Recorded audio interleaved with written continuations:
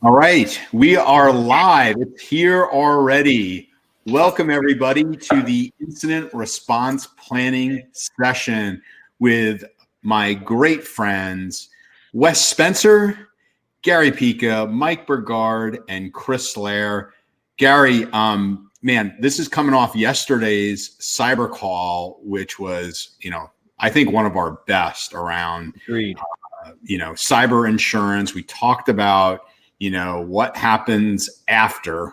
So let's see what we can do today to prevent those types of things from happening. And with that, Gary, you prepared a few slides to kind of set the stage here. And let me. I just want to make sure we assume everybody knows everybody here, but Wes Spencer is a CISO of Perch Security, best in the business. Chris, man, I've learned so much from you. Your perspective, because you're dealing with things, once a breach has happened, had just been invaluable, right, to everything we've done. And Mike, we've got a chance to know each other on the CyberCall, coming from a practitioner standpoint. So just a really all these different angles, Andrew, is really, I think, what builds value, especially on a topic like today, which is a very broad and deep topic. So, a couple things. We have something here for you, a cybersecurity ebook. Andrew will post the link, TruMethods.com/security. Right below, Gary, right? So there's a green there it is. Call to action right there. You can always just click. It's a click away. Yeah. Also, if you are not already signed up for the CyberCall and also the Cyber Nation, go ahead here. It's a great place to start. TruMethods.com/CyberCall. So here's an overview. What we did in the last session was a tabletop exercise.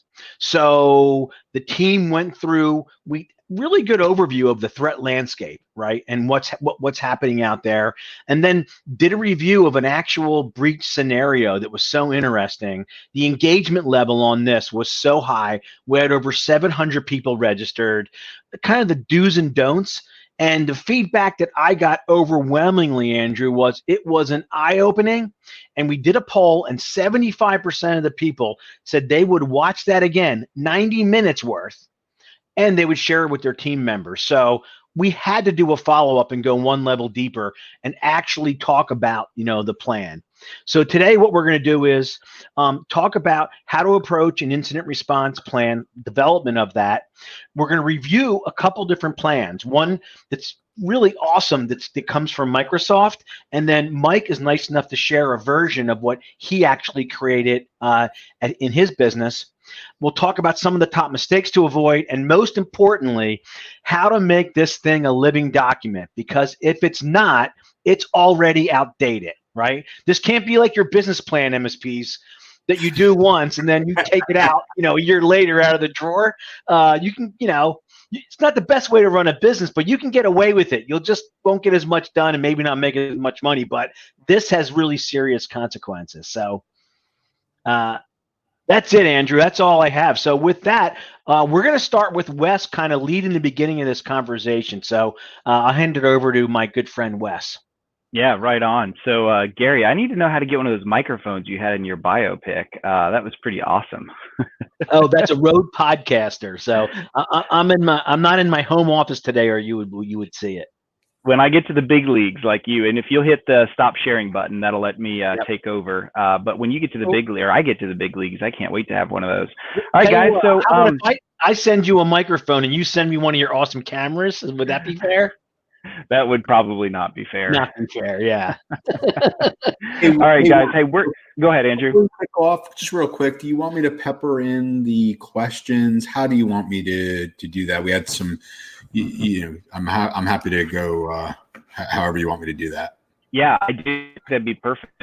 Both polls and questions, and yes, as we go through them, or if you even have one organically as we start going through, pop it in there. When I see you type poll into the chat, we'll make sure to call attention to it. All right, so guys, we're going to be really interactive today, and what that means, those of you that are cyber callers that are on here, you guys already know this.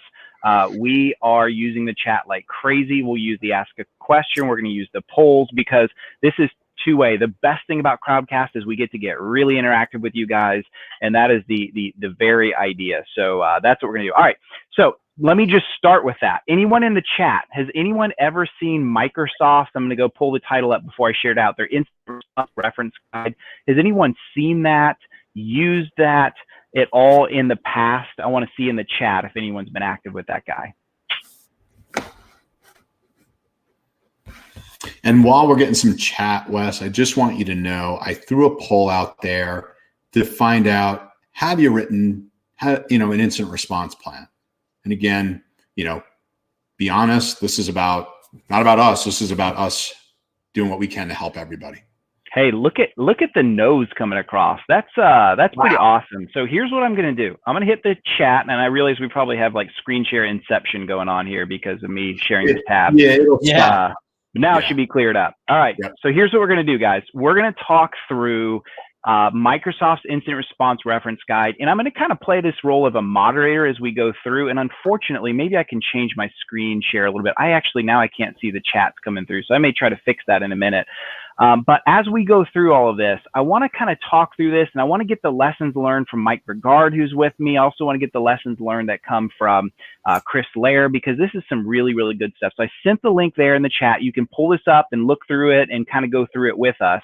But I want to start here. This first, do no harm. This is really, really cool. I love that they start with this. So if you're thinking about building an incident response plan or fine-tuning it, or maybe you've got one that's really old and honestly really bad and you're joining this to fix any of those case in points, this is a great kind of conceptual starting point to begin with, is this idea, just like doctors.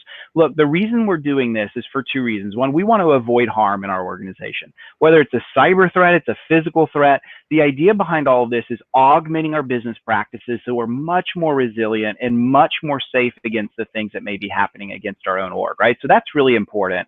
But the second thing I think that happens with all of this too is, and Chris, I want you to elaborate on this while I fix my screen share a little bit. We also want to avoid harm in the actions that we're taking in the middle of a cyber incident. So Chris, I guess a question for you is, you've handled probably thousands of cyber incidents in your role. Have you seen some examples and stories where organizations actually cause more harm to their org in trying to respond haphazardly versus through an incident response plan? And if so, give us some examples. Sure, Wes. So there's a couple of sides of this that we can talk to. First of all, from the legal side. So one of the things that we see can do a lot of harm, and there's been some articles recently, is when they just don't have the right attorneys involved at the right time. And so they're taking steps, they're putting things in writing, they're communicating things internally or to their customers or whatever the case, without having any type of legal oversight or PR, crisis communication oversight. And so that's a big issue right there. So, from a technical perspective, especially with managed service providers, the first wires that connect are to jump in and start doing things technically. But in the case of incident response, especially today, especially with the advent of the privacy and security laws, and the more your customers become more diverse across the country and even global, it's really key that you have those legal steps addressed and as early as possible, because you do not want to mess up there. And Chris, that's not a decision, right, you can make after you've been breached. That's right. You really need to make that up front. Typically you're going to have, if you're going to have insurance involved, they're going to cover you on that legal side. So I really don't understand why people want to delay that decision or put off or are scared of that decision. And I will still say today, we usually have, I'd say, an occasional case come in where they just are scared to do that, and it can cause a lot of issues. And it may not cause issues on day one, but day 30, day 60, and on down, if something bites you. One of the things that I've talked about in the past is like with HIPAA. And a lot of times when you're dealing with very small HIPAA related entities, they want to just avoid that altogether. The problem is, though, is if they come back again in the future and the OCR finds out that they suppressed something in the past, it's just going to be 10 times worse of what happens to them. So you want to make sure you're in front of that at all times. So the other side of it is from a technical side. So what the big thing is in today's world, the forensic side is so important. And so when we destroy evidence, whether we're rebooting things or wiping things or whatever the case may be, you're doing a lot of harm. So you might bring yourself or your customer up very quickly, but because you've destroyed what is necessary for forensics, the story cannot be told. And most of the time when that happens, the worst situation has to be assumed. And so that just makes things 100 times worse than they probably actually were. Yeah, that's a really good point. And I guess a question for the chat. We don't have to do this in a poll, but I do have a chat question. Give me a yes or no back.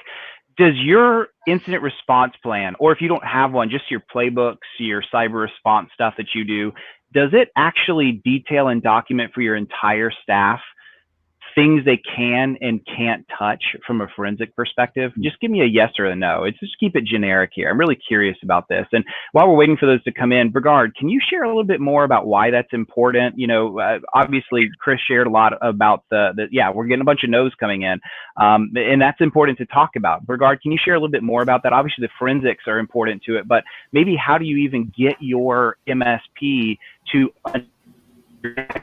that across the entire organization? I'm gonna have to ask you to repeat, Wes. I caught Mike, you're on mute. Oh, did I lose audio? Yeah. So quickly, my question was simply this: you know, how elaborate more on why this is so important, Mike, of the protecting the forensics behind everything. Yeah, I think Chris actually hit it right. The most important thing is most of the time an incident typically is not quite as severe as you think it is, and we do not want to have to jump to that worst case scenario. And that goes through, you know, we've seen things where it's simply virus sandboxing that catches something and it looks like an incident and it triggers a full incident response plan type event. And without that forensics information, we're not going to know that, hey, this was actually a system designing as it should have in this case. So it really is that breadcrumb trail. And that's, again, it goes back to every state's got privacy disclosure laws now on the record that could cause us to trigger, and we have to be certain within that space. Yeah, so we're getting a lot, mostly no's. I'd say 90% no's are what came across here, right? So that's a huge takeaway, right? We need to make sure that we include training and education and awareness around the policy development to make sure that we protect forensically what's happening, right? Because let's be honest, is most of us are like MSPs, we're very hands-on people. When there's a problem, we go fix it. That's traditionally what we do in the world of IT, right? In fact, we're so good at proactively fixing things before they happen. Chris Loehr, our inclination is to go fix a cybersecurity problem without really fully conceptualizing the forensic risks that we may cause by interrupting or ruining some data, right? So what's the litmus test? How do we know when an incident occurs, Chris? What can be fixed and like right away, and what things need to be forensically protected? What advice would you give? So, I mean, the easiest answer is just to understand your customer. And if your customer is a regulated entity, or you know for a fact they have some type of data, whether it's PHI, PII, it doesn't really matter. If they have that involved, then it's kind of a no-brainer to me that you need to stop and pause and capture the forensics. I think one of the biggest pieces, though, is that a lot of times when we have to do forensics, there is nothing being logged or being captured in the environment at that time. So now we're having to quickly try to figure out what to forensically capture and whatever. If you plan ahead for these types of things, and especially in your environment, you really don't have any excuse in your own environment, but for your customer's environment, so it takes some convincing. But if you have things set up where you are correctly logging things, and you do have the mechanism in place to capture images and those types of things, it becomes more of an operational task rather than something that you have to make a decision on. But I would say in today's world, again, with just so much focus being placed on these types of events, it's almost tough to say not, you know, you almost have, the litmus test is for those very few times that you may not need to do anything, but the majority of the time you at least need to ask someone the question, do we need to capture something or everything? The other thing I want to note, and I haven't really talked about this that much on prior type of discussions around this, is when you're dealing with cases that may involve some kind of internal risk, or maybe it's a former employee or an existing employee or whatever the case may be, that's a much different situation than you have with a ransomware or something where you have some kind of criminal element somewhere internationally. When you're dealing with something like that, chain of custody is ridiculously important. So I would say if there's any hint or indication of some kind of insider being a part of this thing, that's where you really have to be super careful, get attorneys involved, and make sure things are done by the letter of the law. Because if they're not, and if you want to go after that person or persons in that thing, most likely they're going to end up being able to defend themselves just because the evidence wasn't taken care of appropriately. So there's some that's really good, and there's some fantastic questions and back and forth going on in the chat. And I want to call this out, right? So one question that was asked, and Todd had a really good answer to this.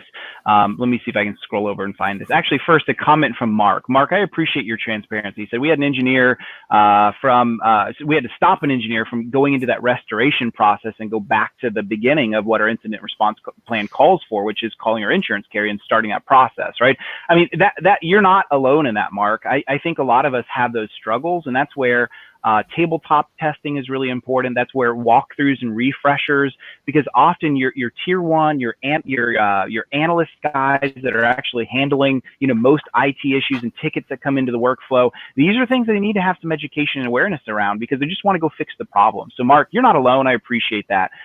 Chris, could you answer this question from Neil? He said, I don't expect a general business lawyer to be acceptable during incident responses or a specialty we should be looking for. And of course, Todd's pointing out your insurance carrier should have that. But anything else you'd add to that, Chris? Yeah, so there are lawyers who are considered breach coaches or breach counsel, and that's who you want to leverage. And one thing is that with those types of attorneys, they do not have to be licensed per state. So typically you're going to have these larger law firms that have these specialists involved. Yes, they are the same types of lawyers that are provided to you as part of your insurance policy, but those are the ones that you need to be aware of from a breach perspective to help you out. Yes, a general purpose attorney or someone that you just leverage on an everyday basis is not going to be versed, is not going to be experienced for this type of stuff. And we have gotten in those situations, and it's let's just say it's a little bit of a challenge when dealing with somebody that just doesn't do this as a daily part of their job. Chris, yeah. I've heard you say on previous calls that you recommend in most cases that people use the legal representation of the insurance company. They work with them, they're pre-approved, that sometimes you bring in your own third party. It actually creates friction, right? It can create friction. There's going to be some delays because the carrier has to negotiate with that law firm on rates and, kind of terms of engagement and all that type of stuff. And so, yes, it is best to leverage one of those terms. The insurance carriers take them very seriously on the work that they do. And so they're well vetted. And so there's really no reason for you to kind of question the carrier's judgment on that and just to go with it, because you're not going to have any coverage issues or anything of that nature if you go with what the insurance carrier recommends. And you have the same goals at that point. Like everyone's aligned. Everyone's aligned. And the other thing that people need to know is, well, hey, the insurance carrier, that means the attorney must be working for them. No, the attorney is just pre-approved. They are engaged directly with you. So all the legal agreements and everything you do are between you and that law firm. And so that's who they represent. They represent you. Wes, can I jump in a second? Yeah, please. I had a question, and then I think Ruben had telepathy. He asked the question, and his question is best practices around capturing the logging that's needed for forensics. And Chris, the follow-up, if I could, to that question, and certainly love Mike, all of your comments. But the follow-up to that question is, Chris, you deal with so many of the RMM breaches. What if the MSP isn't capturing logs, doesn't have, some third-party SOC monitoring? Are there implications? Does the defense attorney sit there and go, wait, let me understand this. You're in this business. What does that look like? If you could. So part one of the question is, best practices for logging. And then part two, what is the ramifications for not having it? Go ahead. Okay, so for the logging perspective, the idea behind logging, and we could probably spend a whole session on this, is to log those critical and security events and that activity that would need to be captured. So we'll just use an RMM as an example. If you're able to capture the RMM activity that deals with creation of accounts, modification of accounts, creation of scripts, of jobs, all those types of things that can be captured and logged and retained properly, then you're going to be in good shape. Many times when we get involved in RMM cases, and knock on wood, the attackers aren't necessarily going in and deleting the logs there. So a lot of times when we get in there, we are able to capture those RMM logs.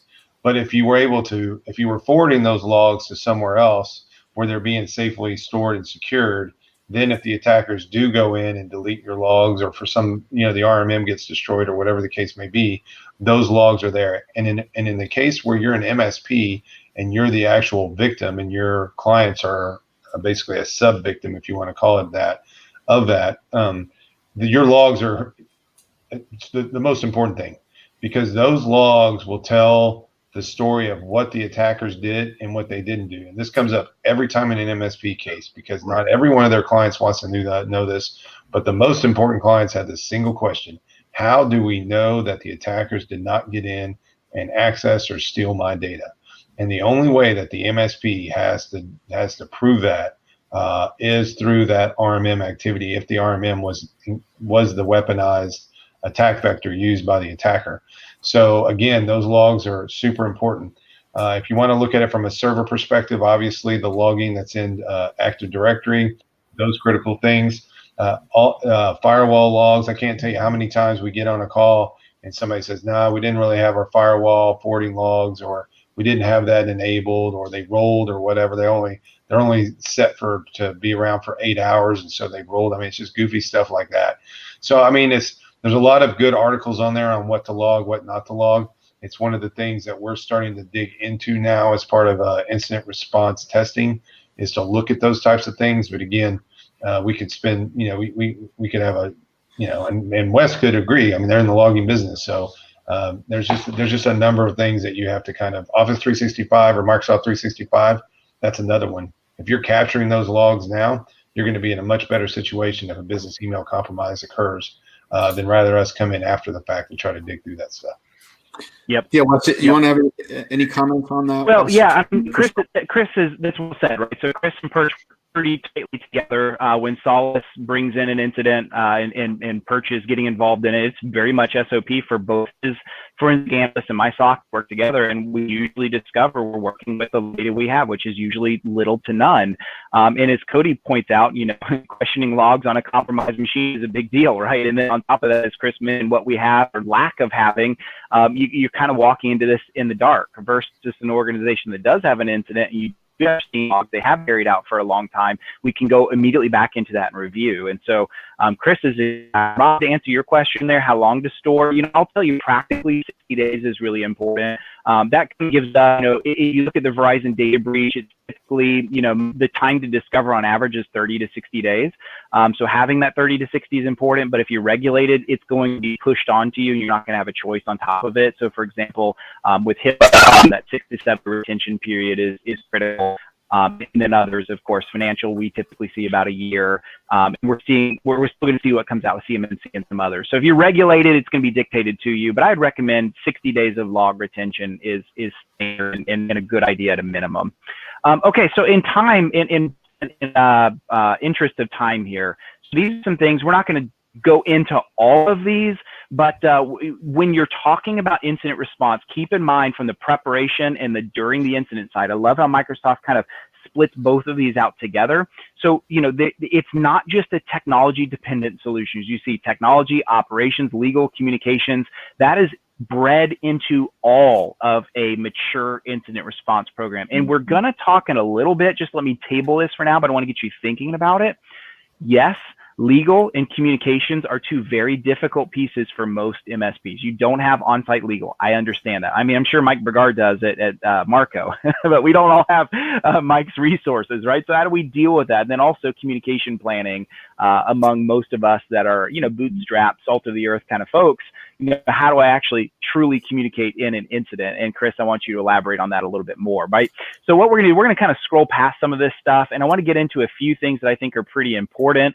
So this was produced in concert with Ernst & Young. So keep in mind that the kinds of clients EY targeted in the survey data that you see here skew towards large enterprise. So keep that in mind as you're going through this. But just some data that I think is important. When they did this survey a few years ago, they found that most organizations were not very comfortable with what was happening inside of their incident response processes and their capability to respond to an incident. So if you feel uncomfortable, just know that you're not alone. That's an issue that I think we all have. This is becoming something that all of us have in place. And I like what they say here. And Chris, I want you to elaborate on a little bit of this as well, is one of the things they say right here in this paragraph. And this is something, if you guys know me, you know I talk about this a lot. This idea of, as security practitioners, we need to push pain back onto our bad guys, onto our adversaries. And here's what I mean by that.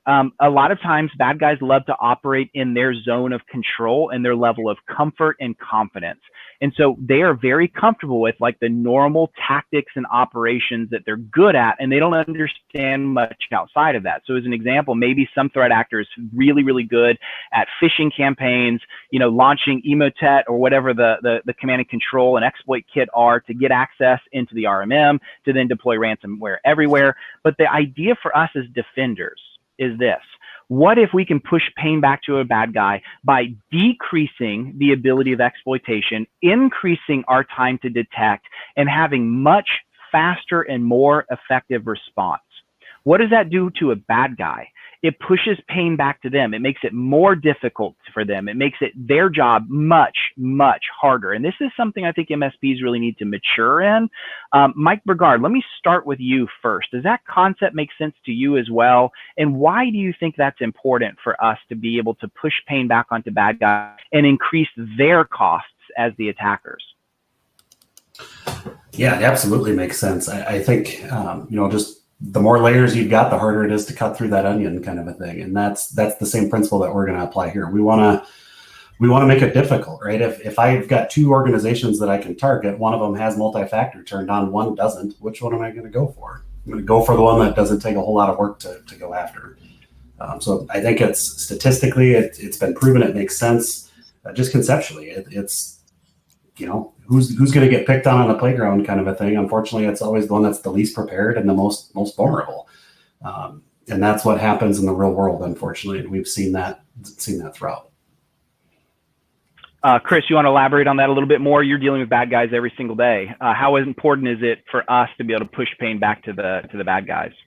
I mean, it's really important. I mean, I can't tell you how good it feels when we don't have to pay, when someone doesn't have to pay an attacker, or that we've made something very difficult with them. I mean, we've been in a lot of cases where we see all these attempts, and you can just kind of calculate in your head how many man hours that these attackers are spending on trying to get in or trying to encrypt, and it just doesn't happen. And so, that kind of makes you feel better when pretty much the rest of the time you're just seeing bloodshed and these bad guys making money that they don't deserve, and making way more money today than they've ever deserved. And so, the more stuff that you can do to deter them, or the more stuff that you can do to make their life miserable, is a good thing. Now, it used to be that so many people had RDP open that was the attackers, that was the easy way in. And that was, the majority of the things that we saw. But today, now these attackers they're attacking the firewall vulnerabilities, and a lot of these vulnerabilities have been around 1 to 2 years.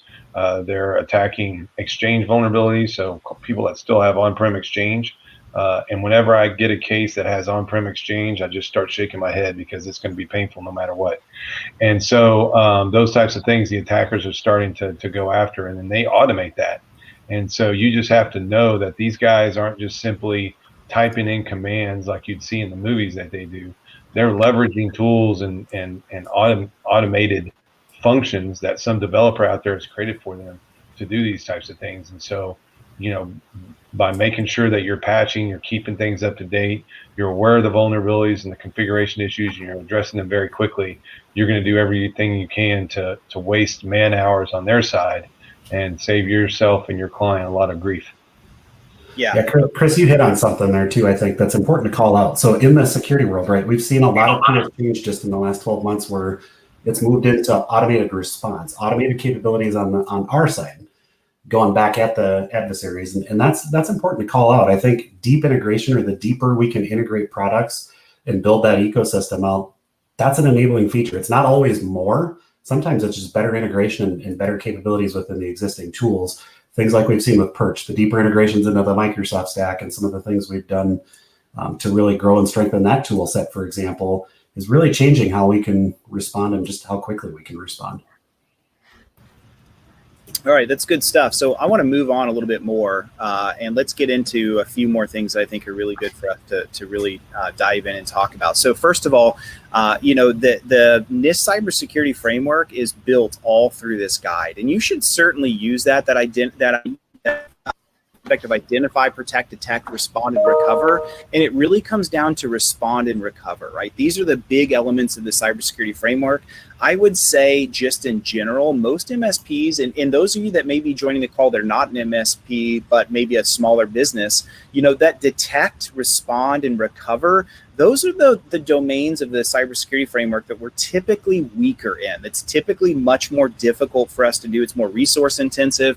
Those of you that know Kyle Hanslevin from Huntress, he and I did a talk at vCyberCon a few months ago talking about demystifying cybersecurity. And one of the things we talked about is use framework of the what he calls the cyber defense matrix. There's this idea is as we shift into detection, response, recover, these are very people dependent phases of the cybersecurity framework. And so naturally there are things that we struggle with because as small business, as MSPs, we don't have those resources. By the way, Andrew, you want to plug Sunil? Isn't Sunil going to be joining us on the CyberCall coming up really soon? Yeah, you had me smiling, Wes, because it was the call I had just before this call. And let me tell you, if you have not heard Sunil Yu speak and him present the Cyber Defense Matrix, you're in for a treat on October 12th. And that's following, we're going to have Mike Burgard and Justin Rainmuth, who was on yesterday about cyber insurance, on the 5th. And Gary, we're really going to plug into having the conversation, not the conversation you have with your kids, but having the conversation of aligning, you know, CIO, CEO, sales conversation around framework and alignment and why it's so critical to understand those things. So sorry for going off on a quick tangent, Wes, but I'm really excited about those 2 weeks back to back.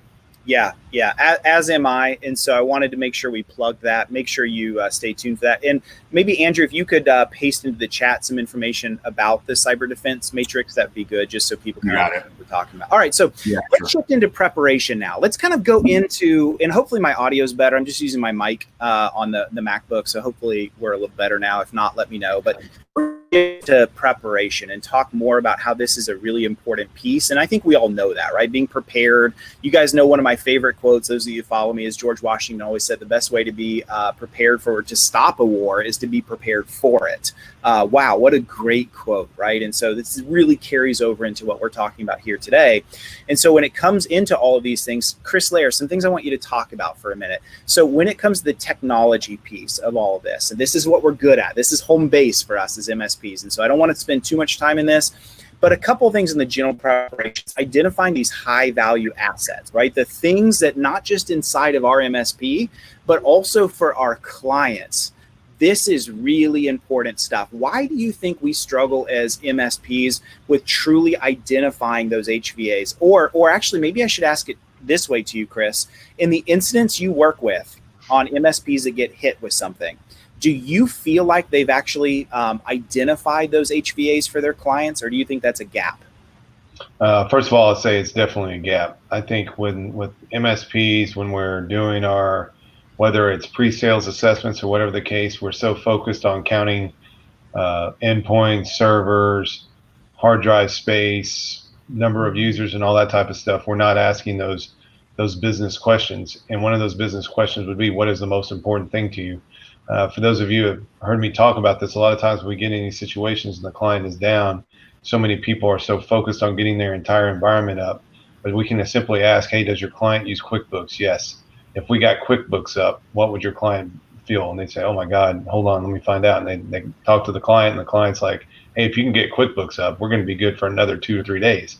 And so a lot of times that's the most important piece. And I would say 99% of the time, the MSP doesn't know that. Another one is we see a lot is where the actual client has their high value assets are not even being managed by the MSP. And so it's a fortunate side. So like in the medical side with EMR, we see a lot of them have hosted EMR. And so that really kind of bails them out per se, because their clients can continue to operate because all they need access to that. And so it kind of changes the things. But a lot of times the MSPs don't understand that. And I think if they really ask the question more often, and they had to ask it in a business way, one of the things that they would identify right off the bat would be, we need to make some changes. And what I mean specifically is with file servers. I think it's mainly driven by cost, but I think it's something that could be mitigated on the side of on the MSP. Is why do we have all of our high value files, low value files, meaningless files, and all that type of stuff in one location?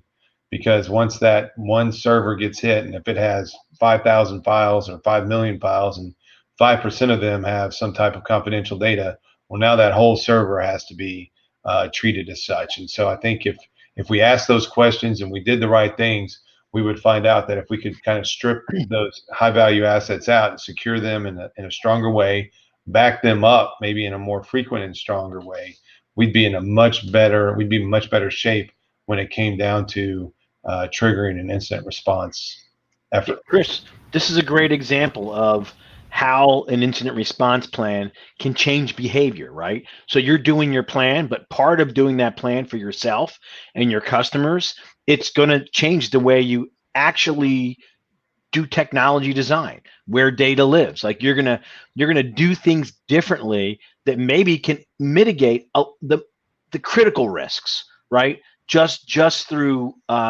technology changes. So it's an awesome example of what comes out of more than just being prepared. It's changing the way you look at things. Exactly. And it really, I think when you have those, because we have to get in those conversations with victims when we're dealing with this, right?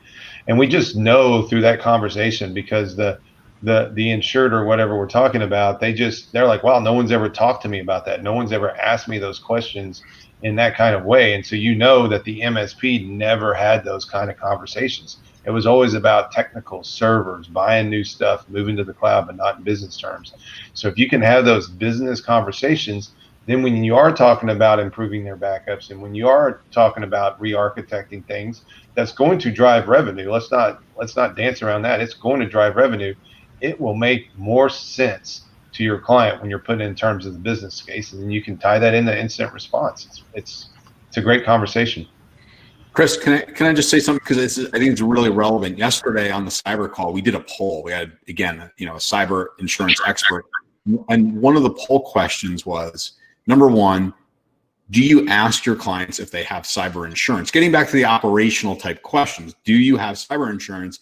The second question was, number two, do you know if all of your clients, have you asked all your clients? It was in the 90 percentile, and we had over 200 MSPs on this call and MSSPs.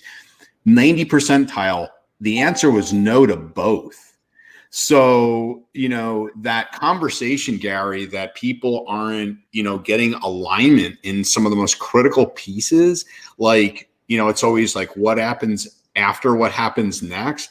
If we were breached, God forbid, right? What's it going to look like, within the business? And Andrew, listen, that's why we're here today to go over the idea of this plan. But listen, I got asked on an interview recently, do you think that all MSPs are going to have a CISO? And I'm like, a CISO? How about just find out if their customers have insurance and what data is important to them? Can we start with that, right? Before we get to, every MSP having a CISO. So you're seeing here, there's a lot of low-hanging fruit, Andrew. Well, and again, I'm not saying that to beat people up here. Everybody works really hard, and it's a tough business. I'm simply saying, and as Justin said, look, if we can start to move, part of our customer base into an alignment around a framework, versus 90% not being aligned, and what that looks like, when the defense attorney starts asking you, Chris, it's a big difference, isn't it? That people, he used the brain, a surgeon analogy. Did you cut the same way and have the same protocol for every customer? Big difference in a defense situation. Is that fair, Chris? Yeah, it's definitely fair to be able to demonstrate that you use, some type of standard approach, that you just weren't, shooting from the hip. And the other thing is that you can provide the evidence to support that. So that evidence may be as simple as whatever you've documented in the tickets, but that evidence could also be in the forms of logs and reports that are produced as well. I mean, backups is a great example, right?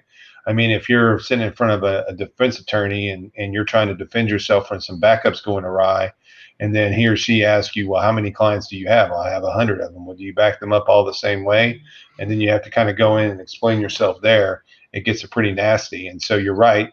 You gotta have a standard approach. I mean, when I worked in a previous job, one of the things that we had to do is we had a very, very tight retention schedule on everything, especially on email, because people say dumb things in email, and that was kind of the lesson. We said, look, we're not going to use email as a retention mechanism, as a record keeping mechanism.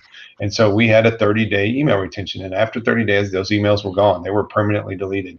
And I used to get called on this a lot. I used to get deposed or whatever, and the attorneys just didn't believe me that it was case. No one ever does that. People that say they do that, they don't actually execute on it. And I was able to prove it.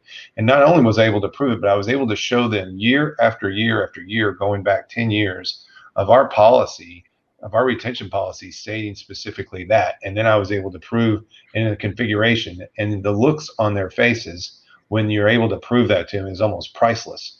And so, yeah, you have to be prepared for that. I mean, especially in today's world. I know people have seen the word cringe come up a lot on the chat, but I'm saying it really sucks. It's one of those things where, God, I got to keep all this stuff and be ready to defend myself. You hope you never have to defend yourself, but that one time that you do have to defend yourself, let me tell you, it's probably going to be one of the most important events in your business life. Yep. So this is awesome. We're about 40 minutes in, so I think, Wes, if we want to kind of get through the rest of this Microsoft piece, because I want to make sure we have time to spend with Mike, because that's going to be awesome as well. Yep, you got it. So let me tour through a couple things very quickly. I'm going to kind of speed test through. One is, first of all, this confirming reliable software deployment. This is, like I said, that's your bread and butter. That's your RMM. I found MSPs are far better at this than anything else. But this word confirm, don't take that for granted. I can't tell you how important it is to actually test your deployments, your recovery, all of this kind of stuff. If you're not doing that, you're like, oh, I did that a year ago, everything should be good. Think about how many changes and new things happen in place that cause impending disaster. I'll give you a super quick example of that. When I took over at the bank that I came from, one of the things I dove right into at the very beginning was, hey, let's talk about backup strategies, how this is all working. They're like, oh, we're good. We got a year of backup. And I asked them how it was all working. They explained everything. I said, can I just see? Can I see? And like, no, we're good. Don't bother yourself with that. You're CIO. Don't worry. I'm like, no, I really would like to see it, guys. So they show it to me, and long story short, to distill everything into just a few seconds of a long story, they had added our document imaging system into the backup recovery, which is a good idea, but their retention policies were completely screwed up on the backup, the image retention server, and so that ate up all of the backup space we had, and so instead of having a year, we had 2 weeks. No one had checked it. No one had looked. No one had actually dove in to actually look and analyze what was happening. I mean, total scary moment. We dodged some serious bullets there. These are the things that don't take these things for granted. This confirm is really important. This is why we test backup and recovery strategies, all of these kinds of things. So I'm going to scroll through all of this, preparations, things you should be doing. This is stuff right here that, for example, Perch is really good at. Threat detection, monitoring. We're going to skip by some of these things. The forensic capabilities. I mean, we could spend so much time talking about all of these kinds of things. What I want to get back to, though, is some of the things in place that I think are really important for us in identification of high value assets and how we know what they are, how we track them, and how we prioritize all of these things, especially in the recovery world. So I've got a question that I want you guys to answer in the chat. A two-part question. Give me a yes or a no. Does your organization utilize a business impact analysis? Yes or no? If you don't even know what I said, then your answer is a no. Do you have a business impact analysis? While we're waiting on that, Mike Burgard, I want you to come. Can you talk a little bit more about why a business impact analysis is important? Yeah, prioritization. If I have to sum it up in one word, it really is prioritization. It's understanding. First off, it's a key part of preparation. It's really understanding what the impacts of the organization are going to be from a variety of different types of incidents. So first off, I'm going to run a BIA against different scenarios. A pandemic versus civil unrest versus a cyber event, they're going to potentially be different impacts to the organization, right? In some cases, my people may be available, in others, they're not. But really, it's going to drive business resumption. So business continuity planning, it's a critical element of that. And it determines what elements I need to pull in, right? So obviously, if it's a cyber event, I'm going to run through different things there, such as detection analysis, containment eradication, et cetera, the things on the screen. But it really ensures that I'm able to do so in a way that resumes business. That really is going to be the thing. So I like to talk about what are the top 3 to 5 threats to the business. That's really what a BIA should be identifying. It should be driving us towards resolution. A business impact analysis should be identifying those weak links, like I don't have redundancy or correct resiliency in a tool. It's going to pick those things out. And if we're doing a BIA correctly, it's going to help with that.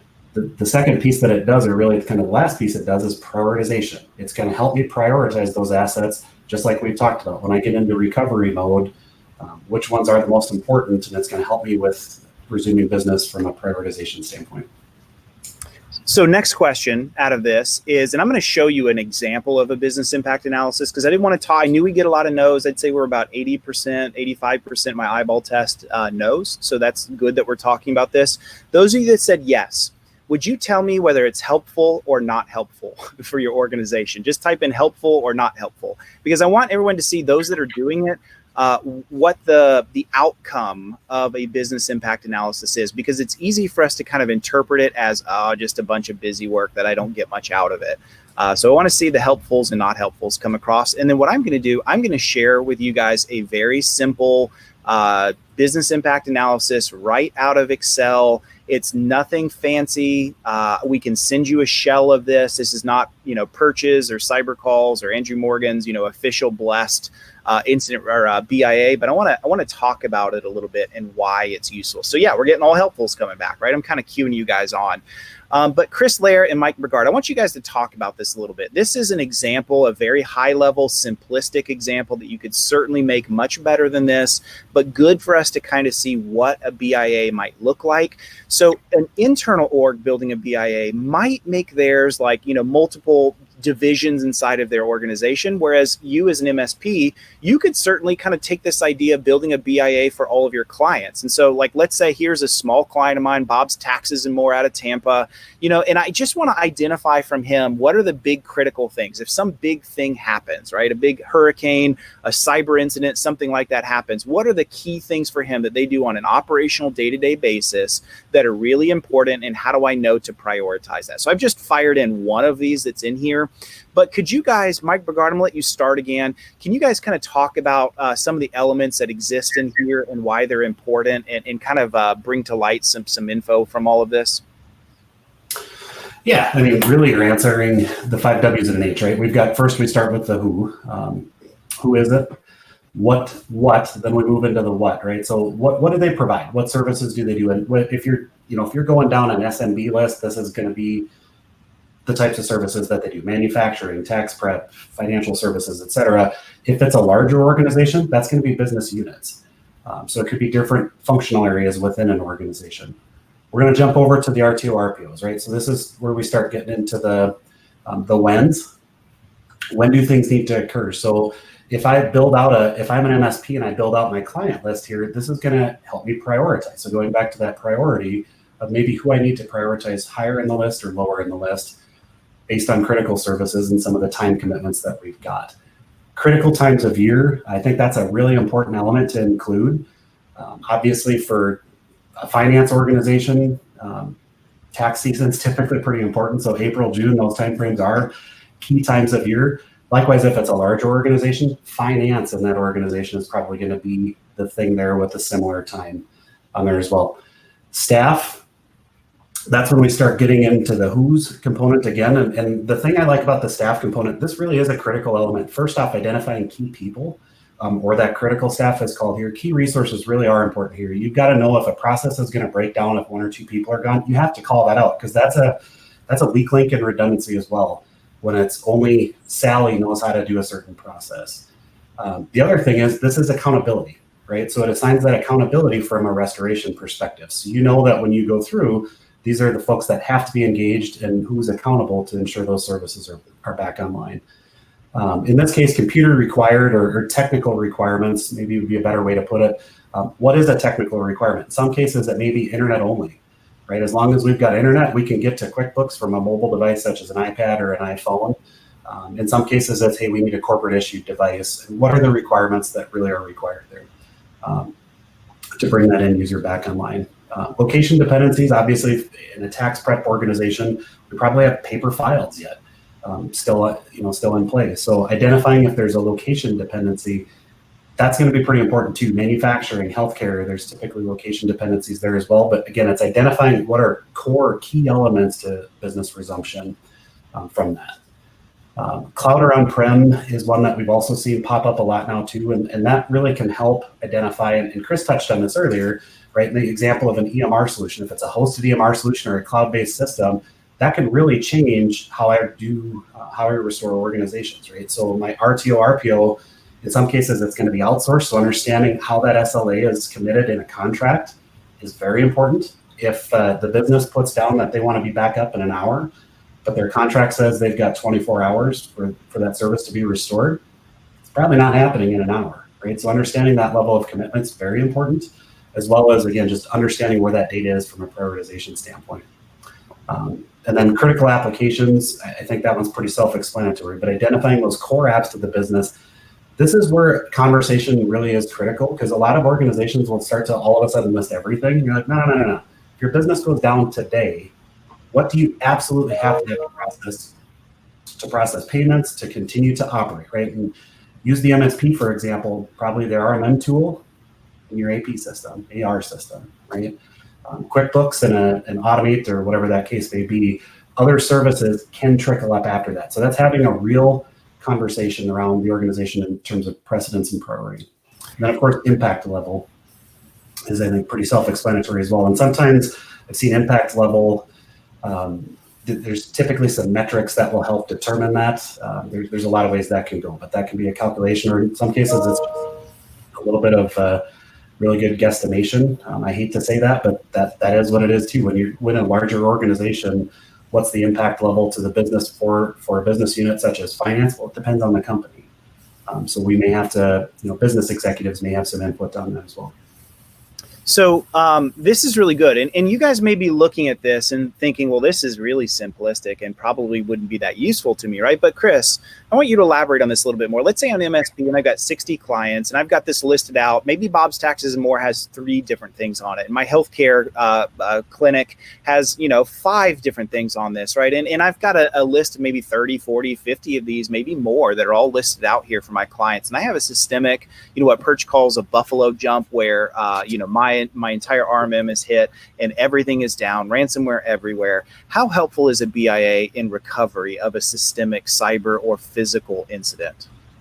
I mean, it's incredibly important. I think one of the things too to mention on there is, whether it's 3 things, 5 things, or 20 things on a list, you have to understand the dependencies of those things too. When I worked at the bank, our ACH department, when we talked to our ACH, the head of ACH, we said, hey, she goes, I need to be up in an hour. And we said, well, that's great. I said, don't you need the core banking system in order to operate? She's like, yes. Well, that core banking system is not going to be up in 12 hours. So if you're up in an hour, what can you do? Absolutely nothing. Exactly. So knowing the pieces that need to be put in place first, second, and third from a priority perspective, and knowing what pieces need to be placed from a dependency perspective is super key, because you on your side of systems and your client on the side of their systems could spend more money than necessary if a system comes up, and great, but it's other dependencies don't come up. The easiest one to say is the internet, right? I mean, if their systems require the internet and it's not up, big whoopty-doo-dah, yay, that thing comes up. So I think that's super important. But having this BIA is that roadmap, that you're going to work off of, and it should drive your incident response plan. And it should also be that kind of checklist. So you're going through, you say, okay, what are we working on now? Okay, is that done? Has that been verified? that's working? Yes, check. Now we go to the next thing, and the next thing, and the next thing. And so this thing is super, super important, and it's super important to have this thing basically accepted by the business and updated by the business. You have to ask that question on occasion. Hey, is this still the most important thing? Is this list still current? And it's not that it doesn't take that long. It's not very complex to come up with these answers and be able to refresh and update a BIA once it's in place.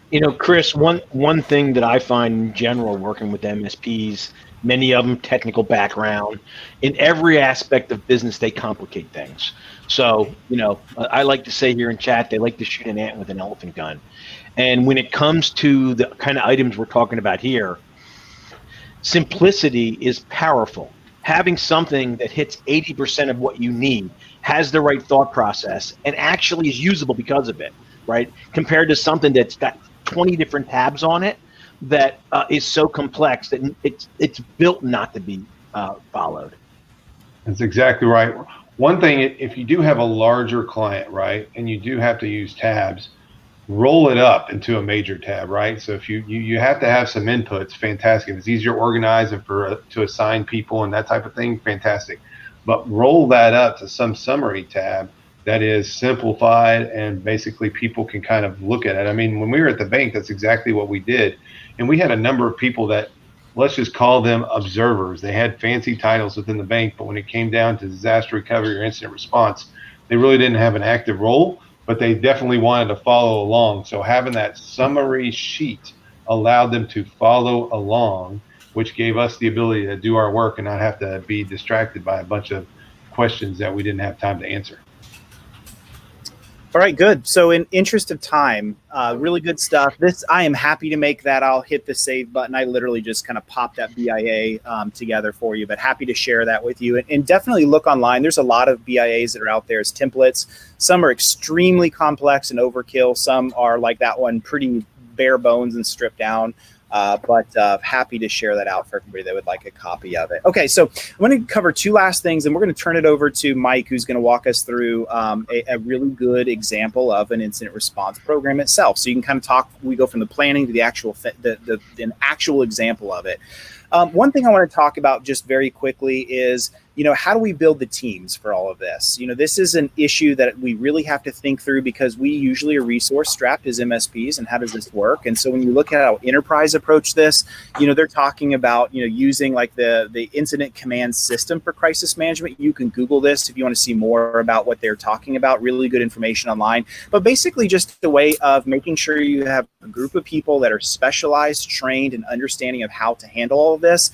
And it might come across in some areas you haven't thought through before. The logistics, financial, legal, these are things that are really important in handling all of this, because a cyber incident is not purely just a technical incident, right? It's not just purely only technical. There's a lot of other things that wrap into this. And so I'm going to kind of scroll down past some of this stuff that talk about some of these things. And I want to get into what I really want to hone in on here is the first thing is communications. And Chris, I can think of no better person than you to talk about the communications pieces of an incident, right? So the last thing that we want is some, IT guy to handle communicating in the middle of an incident, right? Matt Lee, who's been really insightful in the chats here, talked about how they use cue cards and they have certain things they say and don't say. Can you talk more about best practices around communication to make sure that we don't say something we shouldn't, that we say, that we protect the organization and the incident as it's occurring? Can you talk more about that? Sure, definitely. So the first rule of thumb is only those who need to know should know. So it's a need to know basis, right? So many times we get involved where there's already been messaging sent out to the entire employee population, or, in the case of an email compromise, they just start, email marketing about things that they're really not fully aware of what happened. So you need to keep it very tight. If you do have to communicate, outside, you're going to use certain statements such as an IT event or an IT issue. You're not going to use terms such as incident, breach, compromise, hack, anything of that nature, because breach is really overused, and there's a specific legal definition around breach, and most of the time until you do the forensics, you don't really know that a breach did occur and to what extent it occurred. So you want to do that in the interim at the very beginning. But once an event, and just like Wes was talking about, if it's a major event, a buffalo jump, you're going to want to have attorneys and crisis communication people involved as soon as possible, because that messaging to your clients is going to be key, because you're going to have people knocking on your door, calling your cell phone, calling your employee's cell phone, and everything like that. So you want to get as much control around that as possible. The other thing is you want to define the frequency. So one of the mistakes that we see a lot, especially in a case where, let's just say a client is compromised and the MSP is there, is that the MSP does a great job of communicating with them for the first 2 days. And, the client's getting all this updates and everything, maybe every hour, every couple of hours. And then very, very quickly, that communication drops to almost nothing. And that's a really bad situation. And so you want to make sure that this communication, just like Wes talked about, is super, super important. I like the idea of cue cards. You really need to have somebody that is assigned to this role that has a very good head on his or her shoulders and can is patient and can kind of contain and follow instructions and make sure that things are done right. If you have somebody on there that's not so, that's easily going to blurt things out or have diarrhea of the mouth, as we like to call it, that's usually not going to end well for you in these types of situations.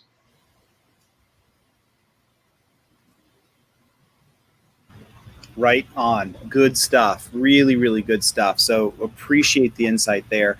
Last thing before I turn the controls over, I feel like we can kind of leave you guys at a stage where we really talked about the content and guts of an incident response plan and how to build one, is legal, right? So we've talked about legal all throughout this.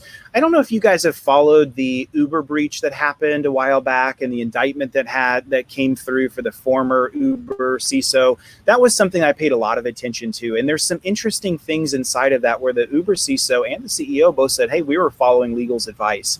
And yet an indictment still came through because of lack of notification around the breach. Really, really interesting stuff. And I think legal is going to continue to evolve in how breach response, breach notification, all of that kind of comes in place.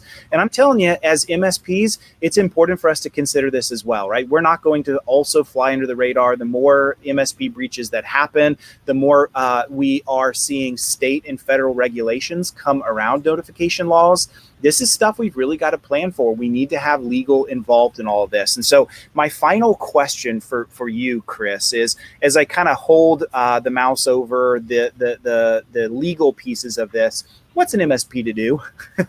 I mean, they don't have in-house legal. So how do they get through all of this, both in the preparing and during the incident side? Is this all through cyber insurance? What are the things they need to know around legal, Chris? Right. So from a legal perspective, we touched on it earlier that you want to have somebody that's involved from a legal perspective if you're in the event. Now, before the event occurs,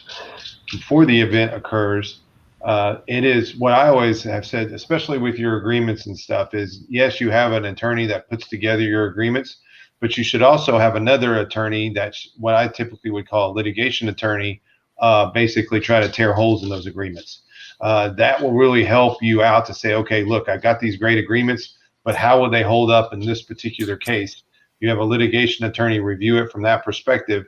You're going to be in much better shape, and you're going to be much better prepared going forward. I know yesterday on the CyberCall, there was a question around hold harmless agreements and how much teeth that they hold, how much weight do they have in these particular situations. And that really is a perfect question for no one that was on that call. That's a great question for an attorney in that particular case.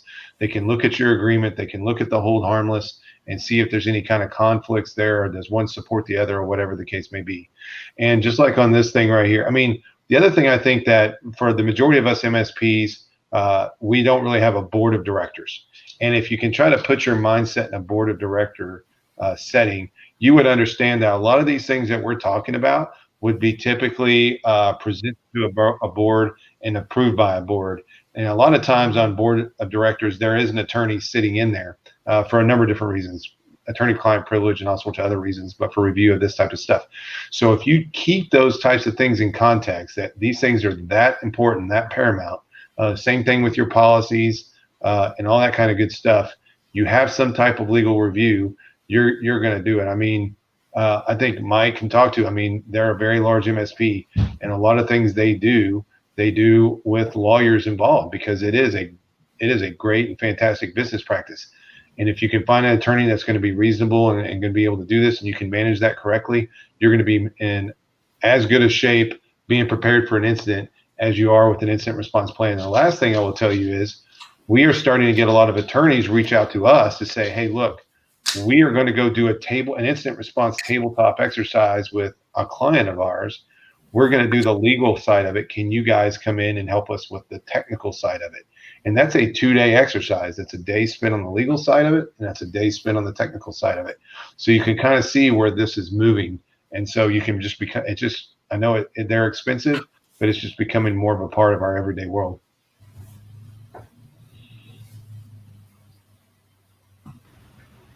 Okay, right on. So that kind of concludes Wes taking you under his wing and walking you through what I think is a really good preparation guide. There's a lot more to the guide than just that, but that is some really good stuff that I wanted you to know as you're thinking about building, maturing, enhancing that plan. So Gary Pica, as I turn it over to you to kind of talk and share and work with Mike Burgard on the actual plan, I hope that's been helpful for everybody. I hope you've had some good takeaways that have been useful. So back to you guys.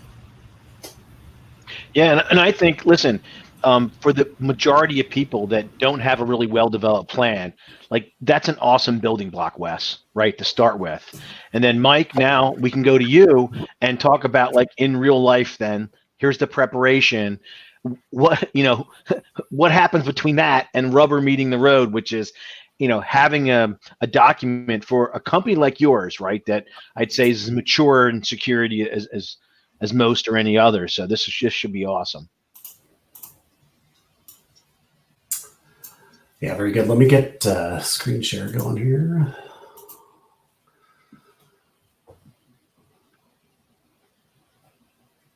All right, we'll share this out. So so I'm going to walk through. So this is the 1.0 version of our redesigned incident response plan. This is about a year old, so we are not on 1.1 anymore, but which is important, I think, going through this. We're going to definitely call some things out that we've identified that needed to be changed as we go through it. And I'm going to ask Chris and Gary and Wes to jump in and help as well. But first and foremost, I think it's good. Let's go through the table of contents, right? Because this is really where the meat is. And one of the things that I agreed to do is I will share out I think I'm going to share the first 4 pages of this. Gary will share it through the portal on TruMethods, and we want to make this available because the table of contents, I think, will get you going in the right direction. And then you'll see the pages 3 and 4 are just really kind of the purpose. What's the intent? What are the core steps of an incident response plan as we run through? So if we jump through, first off, we've got introduction, scope, definitions. Those are going to be core elements typically of any policy. Introduction on this, we actually started as well with the do no harm statement. I think that really is a key component of incident response. And really it's outlining what the function of the incident response plan is. Who are the elements? Who does it serve, et cetera, which in our case, we use this plan internally. And we've also now adopted most of the elements of this for our client-facing customers as well. So we do use this in both sides of the fence, or both sides of the house, as I typically call it. Plan summary.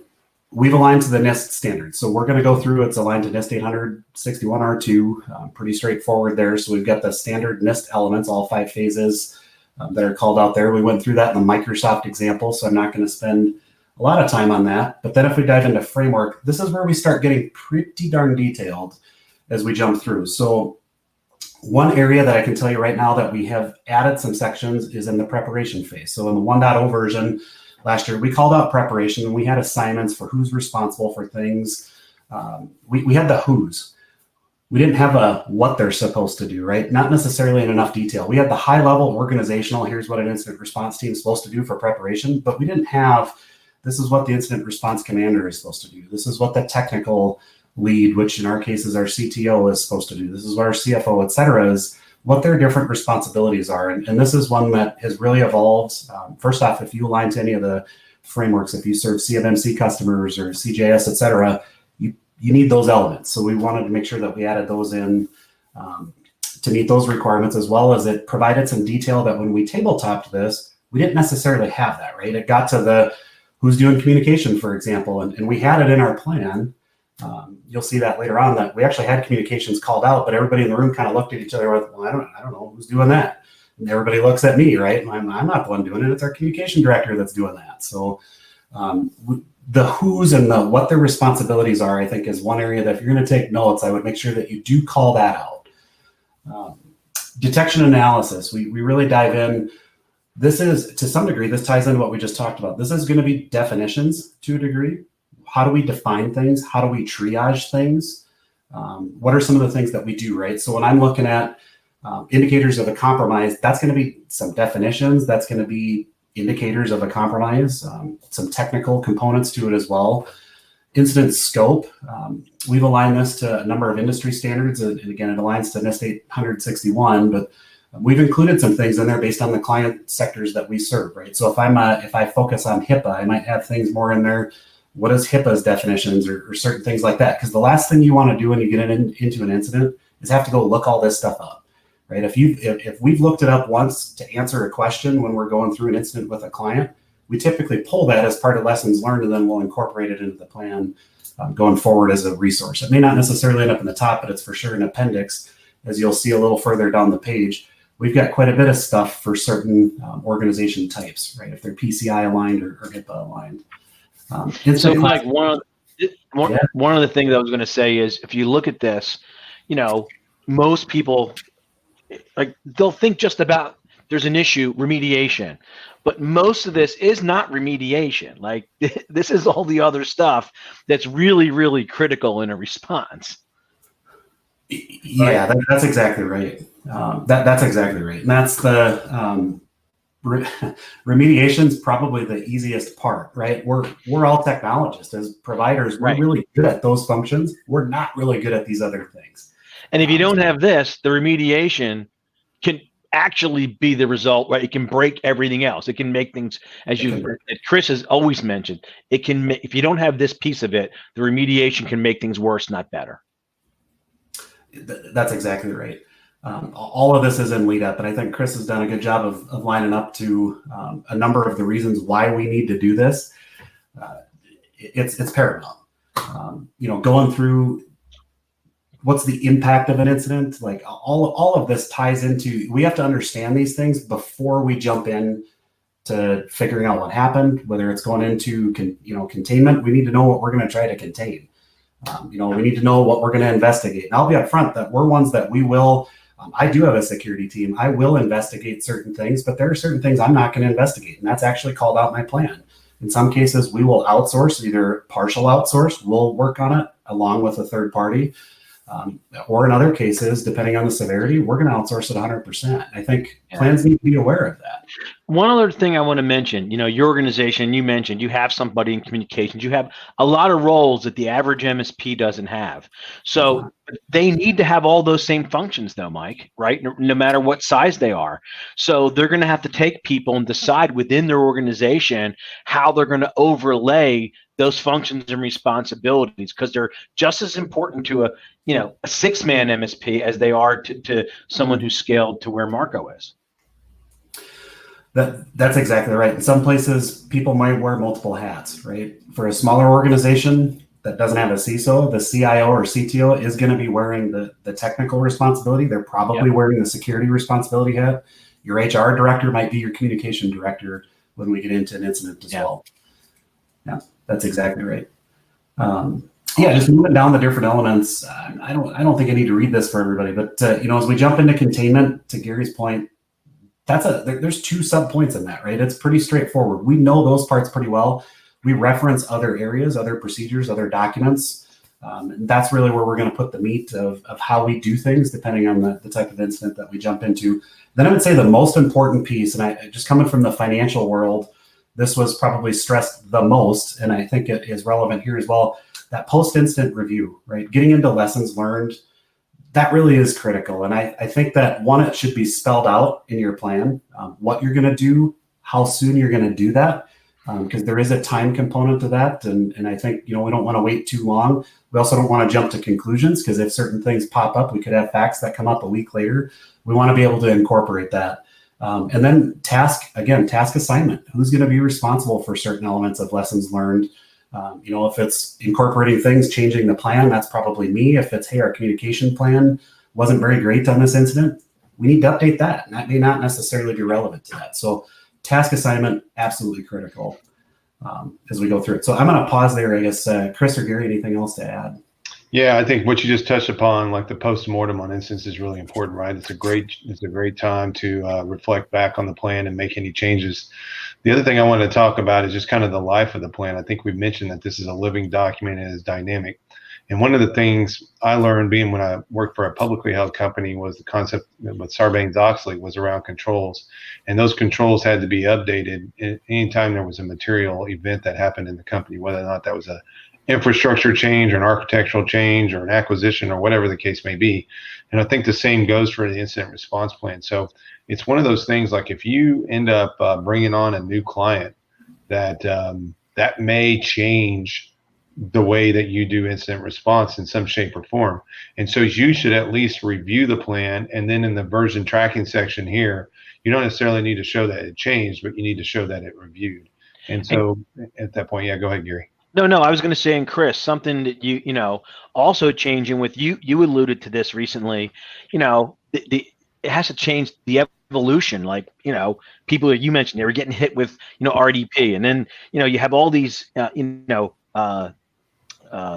different types of breaches, then data exfiltration. Now, just recently, you were talking about, new attacks around, operational, kind of operational attacks and admin rights. So, not only do the things change internally, but as things are changing so quickly, in the landscape, this also has to be addressed, right? So you have to have a process for that review other than an incident. Yeah, exactly. And one of the things you got to think about too is we always talk about laws and regulations, but the other thing is there's a lot of people and your clients are in there. I mentioned this earlier in the chat, that may have contractual requirements around notification of an event to one of their suppliers or partners or their customers or whatever the case may be. And you may have that too. So you need to be cognizant of those things as well. So those need to be, because you may have a timer that starts that's completely different, any kind of regulatory or legal timer, because of some kind of contractual responsibility. So that's another thing that you have to take into an account when putting these things together and updating them and all that fun stuff. All right, Mike, keep going. This is awesome. That's right. So so version tracking, we do cover that. And this is the 1.0 version, but and it's been sanitized a little bit too. We're on 1.10, and again, this is we started on this journey about 15 months ago, right? So that shows that lessons learned component, it does drive changes as we jump through. Different appendixes. So this is things that we've learned through time based on customers that we serve and the segments that we're in. But HIPAA, we do have some HIPAA information here, and we can jump down to these different things.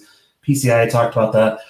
Two other elements that are really becoming, I think, pretty popular is notification or interaction with law enforcement. You do need to think about that, right? If you're going to interact with law enforcement, which some of these you may, how are you going to do that? Who's going to do that? Is somebody in the organization going to do that? Is it going to fall under attorney-client privilege? An example I'd give there is some breach counsel is typically pretty adverse to filing IC3s. Others are all for it. That is an interaction with law enforcement in of itself, right? So there's other things that come into play there. And Chris, I might have you touch on this one because I'm sure you deal with law enforcement quite frequently.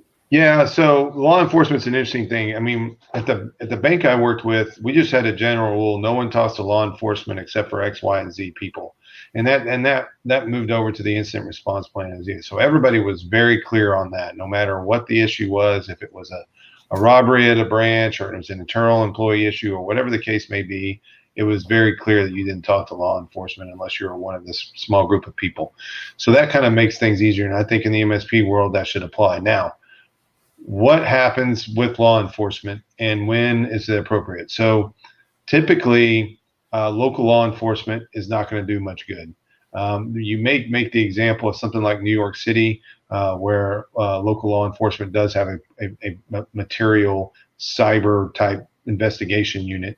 But for the most part, reaching out to local law enforcement, or if local law enforcement calls you, there's probably nothing just to jump right on top of it and give them any information.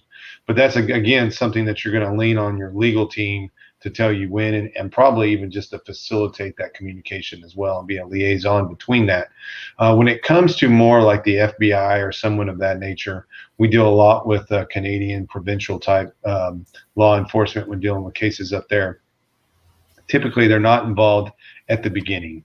They usually get brought in, you know, after the incident has occurred, usually a lot of times after the forensics has even been done. And so there is, and most of the time, the information that they're asking for is not really something that would be increasingly crucial to your client, meaning that it's going to be IP address information. It's going to be information around the indicators of compromise. It's not going to be, they're not asking questions about why the backups failed or anything of that nature. And so again, in most cases, that information is shared, but the attorney basically gives the advice, gets the approval before any of that takes place. I mean, but I think from a philosophical perspective, you should say that you're going to cooperate law enforcement, but you're going to have those guardrails around how you're going to cooperate with them. Now, in some cases, this is where the attorneys will come in. Law enforcement's required to be brought in, but again, that's for the it's so varied across different jurisdictions and all that type of stuff. It's best to lean on them to make that determination and not you. That's right. But yeah, and that we're going to take a similar approach with regulatory authorities. We treat them very similar to law enforcement, but very important to call out, again, depending on the client bases that you serve, and state laws are absolutely something that could end up in this space as well, whether it's privacy laws or actual cybersecurity laws, depending on your geography and where you reside. Client, this is where we call out client notification and communication. Again, we've talked about that a lot, and then just public media handling.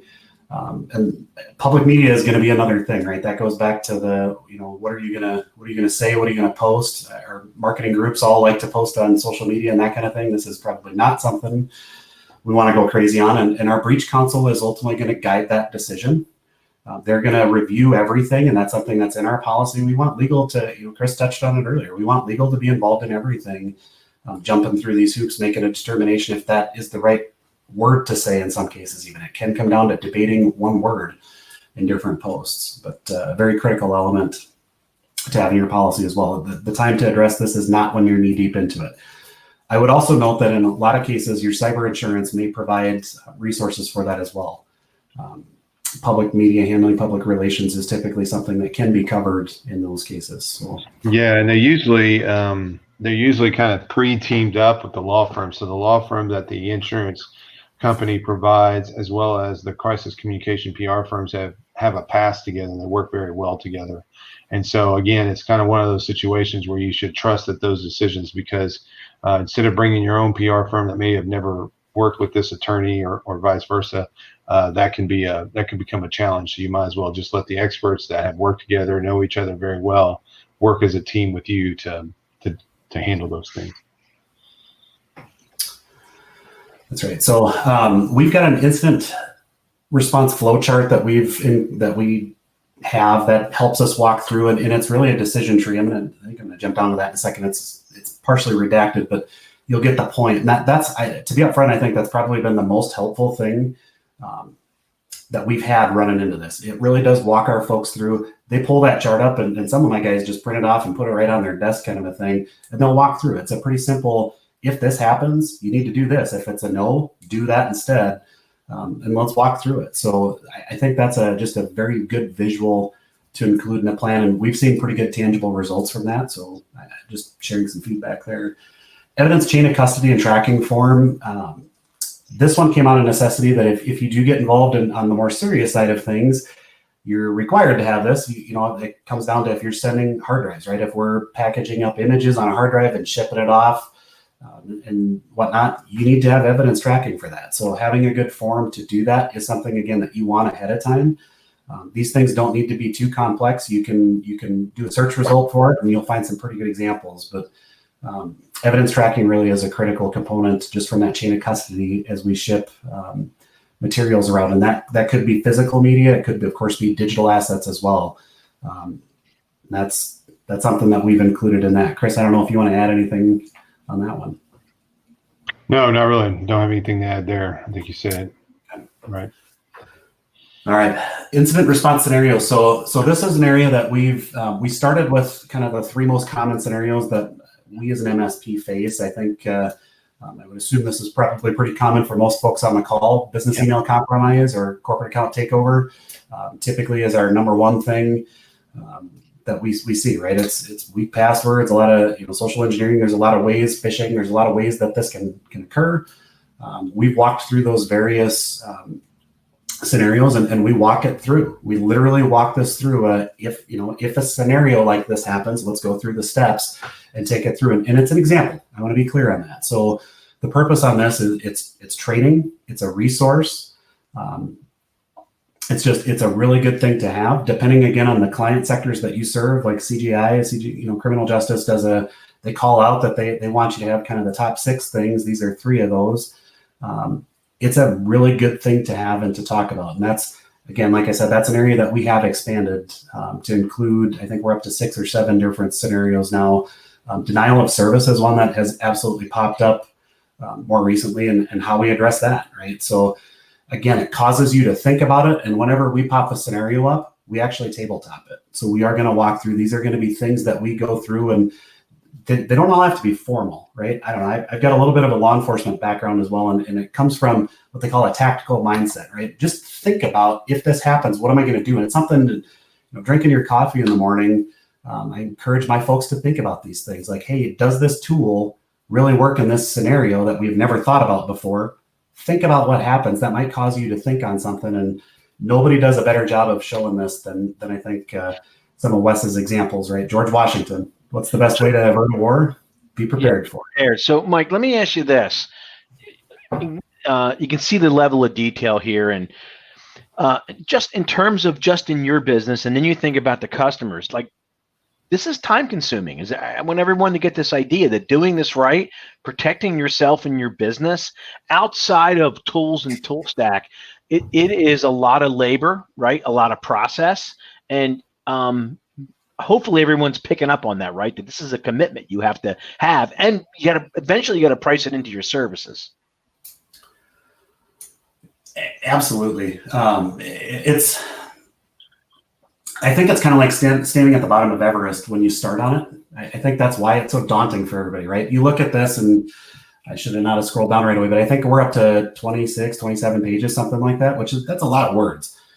That's it. We had to write it one time. Right. All changes after that, it's lessons learned. It's pretty easy to adjust it. Right. So the more that we can do this, and there's tons of these plans out on the internet. I think that's the first and foremost thing is pick something that you like and start somewhere. You are going to mature it and grow it. And the best way to do that is start somewhere, tabletop it, grow it from that, and then incorporate into when incidents happen. There's no rocket science to this. You just have to start. The best time to start is now. And I always say that the likelihood of you pulling this incident response plan out is far more likely than you pulling out a disaster recovery plan. I just think that this stuff is going to happen more than a tornado or hurricane or anything of that. And the other thing I like to echo in these types of situations, especially with your clients, is people are much more empathetic or sympathetic when it comes to a disaster. People are far less sympathetic when it comes to a cyber event. So I would say, if you've been hit by a tornado or a hurricane, customers are going to be understanding that you're going to be down and they're going to be down and that type of stuff. But when you get hit, when their IT provider gets hit by a hack, there's not much understanding. So having your ducks in a row here and having this well rehearsed is paramount. Yeah, I mean, listen, if you're looking, I always bring back things to sales, right? So you're with a prospect and you're starting to have these kind of conversations. One great question to ask is, hey, can I see a copy of your incident? Has your MSP work with you on an incident response plan, a business impact analysis? Can I take a look at it? And 99 times out of 100, they're just staring at you and saying, a what? So immediately you can use the work you've done. You can monetize it, with your customer base to drive value. You can monetize it in the sales cycle to use as a wedge, besides the fact that you're actually helping yourself and your customers too. Yeah. Awesome. Just for sake of time, I just want to hit on a couple elements. So this one really probably this was one of the most important parts of the plan. You've got to call out who the actionable responsible parties are. I've seen some questions on the side, about, hey, putting the call lists and that kind of thing. I'll be upfront, we don't. This is a plan that we want to pull up and execute, and we don't want to make it 50 pages. So we refer to other call lists. We refer to our business continuity plan. Actually has that first to last call order in it, and this our incident response plan is a component of our business continuity plan, as is our disaster recovery plan, right? So all of those do come together under one umbrella. That's something I would encourage, because obviously a trigger for your BCP could be an incident. So understanding and knowing how those stitch together, I think is important. And then just for sake of time, I want to run down and hit the flow chart just so everybody can kind of see. And this is probably too redacted, but key element here I think you can see is that we've got a lot of stuff underneath that are kind of internal to our organization, but we've got different assignments down on the bottom. We've got the color chart. You'll see legal is a pretty big, is purple. We've got a lot of purple boxes that I left showing, and this is what we've done, right? We've built it out so you can pull this out and you literally start. It comes in with a ticket. That's how ours typically come in, as I'm sure do most of yours, into the PSA. And what do we do from that point? There's a pretty substantial flow to that, and I'll go through and do a better job of redacting this. I will make a version of this available as well, because I think this is a good thing to have. Just to have time to do that. Really good. This is really awesome. Look, I think both with what Wes covered with the preparation and what you've been just so gracious, like you don't have to share anything, right? To do, Mike. I don't know how the rest of the team feels, but I feel like we really, hopefully everybody who's on today feels like we got them pretty far down the line, like enough to where you can really get started, right? Or you can go back and look at what you have and kind of do a little gap analysis. So Wes, what do you think? I'm right on the money. When Mike Burgard said he was going to share this out, I was overjoyed, because I think sometimes we talk too much about it and we don't actually show and share. And it's really good for us to do this because we're all in this together. Yeah, absolutely. Andrew, was this awesome? Awesome as always. Just you can see it from the response in the chat and the interaction and the engagement level that we've had. So, Mike, Chris, Wes, as always, as you like to do, Wes, one of these, and thanks for your selflessness in terms of, helping a lot of people, not only helping. Wes. Not only directly helping, the MFPs and MSSPs that are involved with Gary, the Cyber Nation, Perch, the CyberCall, but their clients. I mean, this extends down through, Gary, we're probably touching thousands in active. Yeah. Look, somehow we got this thing started, the people here, and I think we all feel the same way. Like, beyond our businesses, this has become a personal mission, right? To help MSPs protect themselves and their customers. This is the biggest thing that's happened, right? Just the last 6 months, the escalations in the 25 years that I've been in the IT business, and so we're not going down without a fight, and we're gonna do whatever we can to educate everyone. And knowledge, right? That is the only thing that's going to get us from where we are to where we need to be, moving forward, because it's not going the other way. I feel like the threat actors have proven, Wes, they're, where MSPs were a few years ago of ramping up and maturing their business model, they're at the early stages of maturing their business model and figure out how to be more effective, in terms of their threats, man. Absolutely. I mean, what I love is that we're on this journey together. When I look at where MSPs were at 3 to 4 years ago when Perch was first starting to come to market and understand MSPs, wow. Where we've been then, where we're at now is light years ahead. I mean, truly light years ahead. And a lot of that's due to Andrew Morgan and the work that you've done among them and bringing us all into knowledge share. But there is hope. We are doing better.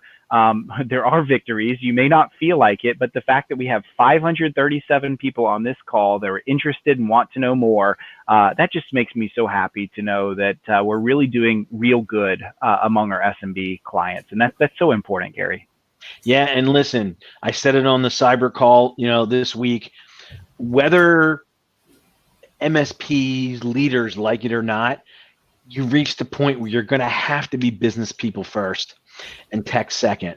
It's not, you don't have the luxury anymore. Before it was just that if you weren't, you didn't make as much money and you didn't grow as fast and you didn't get your return on, investment or assets. Now you and your clients are both, at risk. You don't have that luxury. So everyone's got to think in those terms, gaining command, because we can't do any of this if you don't change your business model, how you package, how you price, how you go to market, how you have that value proposition.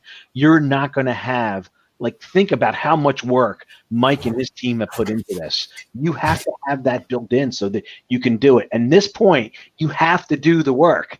You can no longer not do it. I think we're all in agreement on that. Gary, it came out yesterday. I don't know, won't belabor the point, but it came out yesterday about, with Justin asking, you have to be able to, practice what you preach. You have to, and you used to talk about command from a sales perspective. You're a friend. I've known you for 15 plus years, and you'd always talk about, hey, you can't go ahead and hire a salesperson and expect them to just sell. You have to have command of this. Cyber is identical in that analogy. I mean, you cannot expect to have, your house in disarray, the old cobbler's kids, back in the days where you could have your place just, in shambles, but your customers really nice. Gone are those days, because in the depositions, those things come out. Questions about, what kind of, risk assessments are you doing internally? Tell me, what about your cyber hygiene? Wes, I see you're shaking your head. Those things happen, don't they? Yeah, they do happen. And, David Powell says it best. If you talk to a fitness trainer who's 400 pounds and chugging Mountain Dew, the chances of anybody using that fitness trainer for anything outside of like playing World of Warcraft or whatever it is basically nil, right? And so having your own house in order, understanding how to do all of this and build this, starting with yourself, eating your own dog food, not only does wonders to protect your own organization, but also flowing down into giving you the confidence, and I like that word you use, command, to be able to share this with others. For example, Cody, I see the question he put in the ask a question of like, how do I get my customers and clients to understand this? A lot of this comes down to really truly understanding it yourself and understanding the value behind it. I'll give you one quick example I'll leave you with is, and I can share this publicly. So I love what Carl from SnapTech says about all this, Carl Bickmore. So Carl talks about, certain things that they do. They brought on a client who had already had a breach, and they had to walk through that with their client. It wasn't at the fault of SnapTech, but they inherited that breach. And listening to him talk about how he handles that from now, he set a minimum standard. And the way that he talks to his clients about, hey, this is so important, you can't afford not to have this. And honestly, we can't afford not to have this either.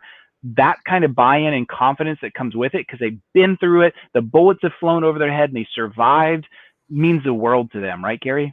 Hey, listen, I haven't seen anybody get there by someone giving them a sales script or done for you marketing. That's not how it happens, man. It happens by actually doing the things we talked about today, changing your organization, building that culture. And when it does, the other parts of it, answering that question, how do I explain the value? It's like falling off a bike, because most IT people, business owners as MSPs, when it comes to technology, they're competent, they're sincere, and once they do it and see what's involved, you're not going to sit Mike down and tell him someone else can do something for less. When he's logged all these hours with him and his team, that's not happening. Okay, it's part of his DNA now, and that's what you have to do. Do the work, make it part of your DNA. Your customers will pay more, you'll win more deals. I watch it happen over and over and over again, man. This is not only the right thing to do, it's good economics for MSPs when they do it. Gary, we've seen and we've seen, the people that have put in the hard work go from 150 a seat into the 200s, 225s, and more. Fair? I just saw a small deal today that just this morning that came across, one of our peer members. It was only a 12 or 13 seat deal. It was like at $360 a seat. So yeah, because they set a minimum. So yeah, I will tell you, once this becomes your culture, price will no longer be an issue. It just isn't. Yeah. In every market, we're watching it happen. And Wes, you're seeing this. You're seeing the same thing out there every day. Yeah. All day long, like Wade says, all day long, baby. All day long.